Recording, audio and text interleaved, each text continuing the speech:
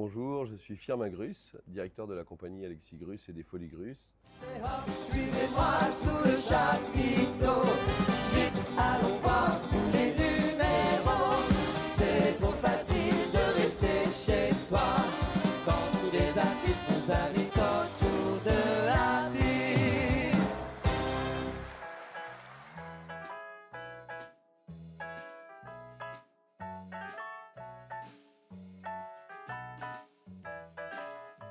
Est-ce que vous auriez un souvenir ou un moment particulier où vous pouvez dire que ce moment-là ou ce souvenir-là a changé votre vie? Non, j'ai pas de moment particulier pour dire qu'un moment a changé ma vie. Beaucoup d'étapes ont changé ma vie. Moi, j'ai travaillé avec un éléphant pendant 20 ans. J'ai pris la relève de mon père à l'âge de 20 ans. Je m'en occupais déjà depuis l'âge de 14, mais à 20 ans, je suis devenu son cornac. C'est un animal qui m'a beaucoup appris.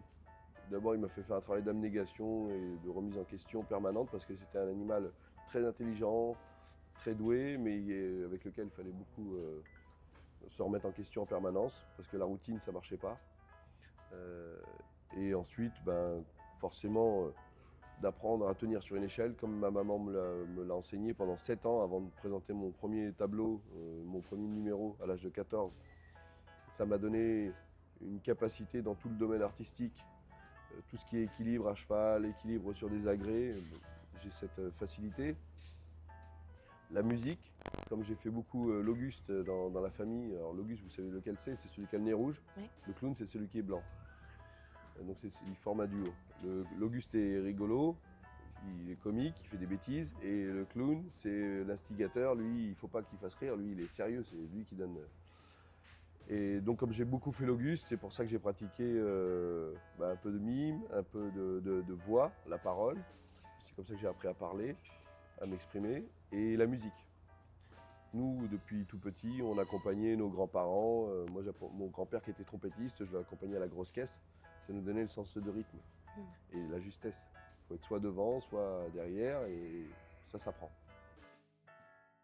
Si vous deviez vous définir en 3 valeurs, ce seraient lesquelles et pourquoi? Si je dois me définir en 3 valeurs, c'est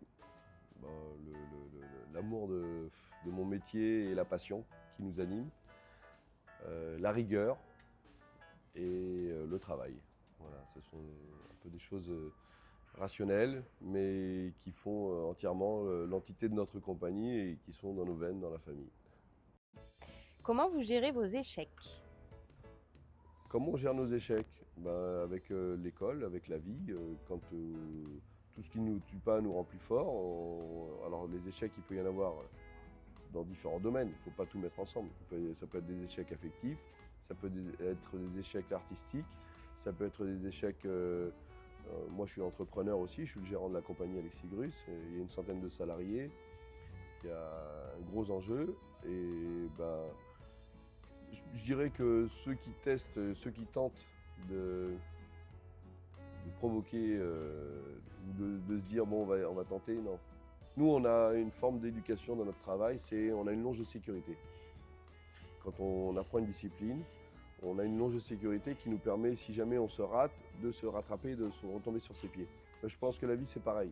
Cette longe de sécurité, il faut l'utiliser. Et donc voilà, on apprend et malheureusement, nul n'est parfait, mais il faut toujours... moi j'aime bien par exemple ces 4 accords Toltec, ne pas en faire une affaire personnelle, faire de son mieux en tout et pour tout, avoir une parole impeccable et la 4e, pas de préjugés. Ouais. Voilà. Et je pense que si on associe ces 4 principes, déjà on a peu de chance. Ne touche pas, ça brûle. Attention, ça coupe. Faut pas être... On peut. En quoi la famille, pour vous, c'est important? La famille, c'est le socle c'est le socle dans ma vie. On a appris de nos parents, qui sont nos maîtres. Donc, la différence entre un professeur et un maître, c'est que le maître peut vous montrer. D'ailleurs, les maîtres sont des exemples pour nous. Et ensuite, la famille, c'est des moments où on a besoin de s'accrocher à quelque chose de solide. Ce sont des valeurs sûres, d'abord on a ça dans les émotions, on a ça dans le caractère, on a ça dans l'esprit. Et je pense que c'est ce qu'il y a de plus ancien sur cette planète et qu'on a tendance un peu à mettre de côté. Renier un peu ses origines ou sa famille, c'est à ne pas faire parce que dans la famille, on retrouve toujours, avec les qualités et les défauts bien sûr des membres, on a toujours des satisfactions. Si vous aviez un secret pour aimer la vie, ce serait quoi? Si j'avais un secret pour aimer la vie, c'est de ne pas la regarder. Et c'est un peu le problème de cette société, c'est de contempler la vie et de se projeter dans la vie des autres à travers tout ce que l'on vit, les écrans, la télévision ou bien même l'éducation. Parce que j'en veux un petit peu des fois à l'éducation nationale qui n'engage pas assez les enfants dans une vie pleine, entière. C'est-à-dire qu'il faut la tête, mais il faut aussi les mains. Il faut vraiment cultiver ça. Et donc cette joie, cet élan, cet entrain, il ne faut pas le regarder, il faut le vivre. Le matin, moi j'adore ce petit dicton que tout le monde connaît, c'est « le monde appartient à ceux qui se lèvent tôt ». Et en même temps, quand vous ne savez pas faire quelque chose dans la vie, parce que quand on vient sur cette petite planète, on ne sait rien faire, eh ben, à force de faire, ça vient. Et ça, c'est ne jamais oublier et ne jamais dire « moi, j'y arrive pas ». Nous, on a cette philosophie parce que les chevaux nous inculquent ça. Un cheval, quand vous le prenez, il ne sait rien faire et il ne parle pas. Et à force de travail, à force de petites étapes, ce sont des mini étapes qui sont cumulées et qui, à force, c'est pour ça qu'on dit qu'un cheval, par exemple, il faut 3 ans pour l'éduquer, parce que quand il arrive, il ne sait rien faire, c'est un bébé, il ne sait pas parler, il ne sait pas marcher, il ne sait pas se tenir, il ne sait pas se porter, il n'obéit pas, il ne comprend rien, pas une parole, pas un geste, et au bout de 3 ans d'abnégation, de ne pas regarder sa vie passer, parce que c'est vraiment le fruit, c'est cette phrase que mon père a créée, le travail effacé par le travail, c'est la définition de l'art. Et moi je le vois des fois, on est avec des chevaux, on est dans des disciplines, on est dans des choses, j'enseigne à mes enfants, je transmets mon savoir-faire équestre.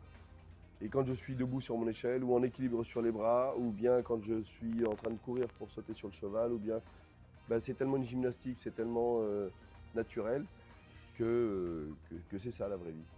C'est toujours quand on dit défier les lois de l'apesanteur, on peut défier toutes les lois, toutes les règles. Quand on a des spectateurs qui ont une larmichette à la fin du spectacle parce qu'ils ont des émotions, c'est grâce au travail du metteur en scène, mais aussi de l'artiste, mais aussi du musicien, mais aussi du comédien, mais aussi du concepteur du lieu, de la lumière, de tout, d'un ensemble. Donc, travailler. Du coup, je vais rebondir sur ça. Quelle place vous accordez à l'art dans votre vie? Est-ce que c'est uniquement un métier ou est-ce que c'est aussi un moyen de catharsis? Quand vous me posez cette question, j'ai envie de vous dire les deux. C'est un moyen de catharsis, c'est un moyen aussi de plaisir, de défier. Pour nous, l'art, pour moi, l'art, c'est vraiment ce moment où tous vos sens sont captivés et que vous avez cette émotion. Voilà.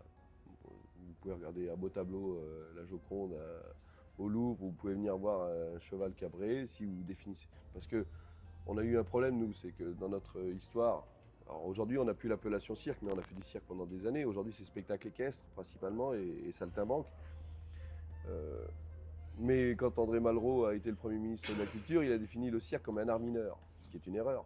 Parce que si ça fait rêver les enfants de 2 ans aux grands-parents de 99 ans, c'est bien qu'il y a un lien qui fonctionne, qui est impalpable. Donc après, grâce à justement Alexis Grus et Sylvia Montfort, on a fait passer le cirque du ministère de l'Agriculture à la culture. Et c'est pour ça qu'aujourd'hui, on fait partie du ministère de la Culture. Donc pour moi, l'art, il est partout à partir du moment où il est le fruit d'un travail, il est le fruit d'une réflexion, il est le fruit d'un effort aussi. C'est de l'art. Si vous deviez donner une définition personnelle du bonheur, ce serait laquelle? Le bonheur, c'est quand on atteint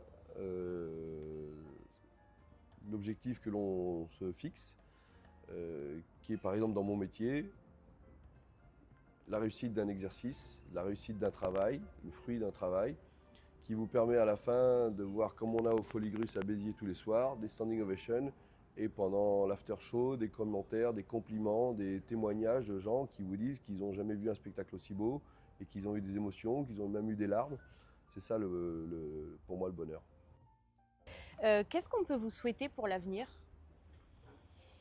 Qu'est-ce qu'on peut me souhaiter pour l'avenir? Ben, moi, vous savez, ma plus grande crainte, ma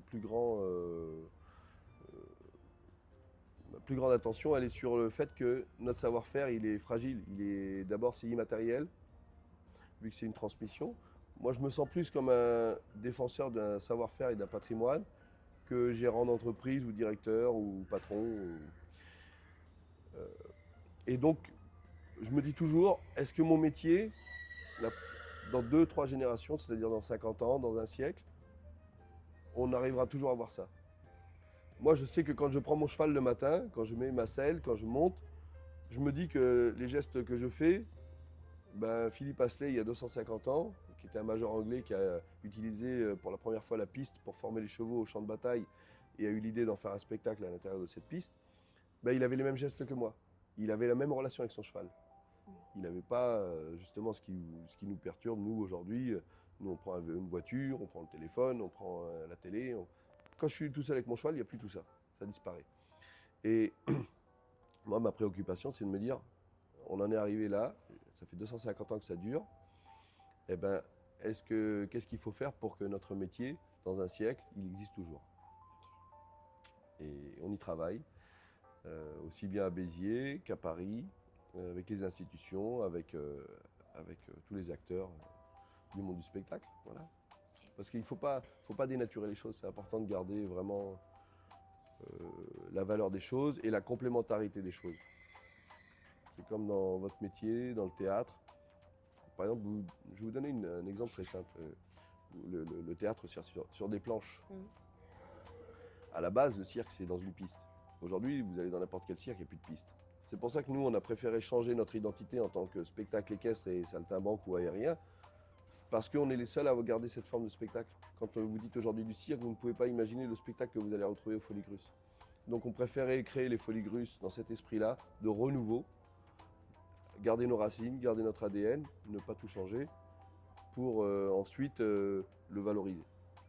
Parce que de dire qu'une chose est d'une couleur alors qu'elle est d'une autre, ça ne marche pas. Il faut laisser les choses. Voilà. Ben, je ne crois pas que les gens qui viennent au Foligrus soient des gens qui se disent « Ah bah tiens, on va retourner au cirque ». Non, pas du tout. Je pense que les gens qui viennent au Foligrus redécouvrent un art qui est magnifique.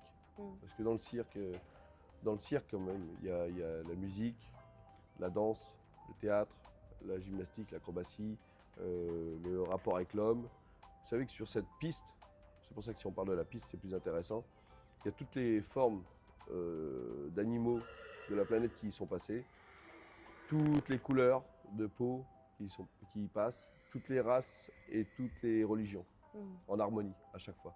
Donc ça, c'est quand même un bel exemple. Et c'est encore une fois ce qu'on peut rappeler, c'est que cette piste qui avait une vocation à la base militaire pour former les chevaux et les cavaliers au champ de bataille, aujourd'hui on en fait de la culture et du rêve. C'est une belle évolution.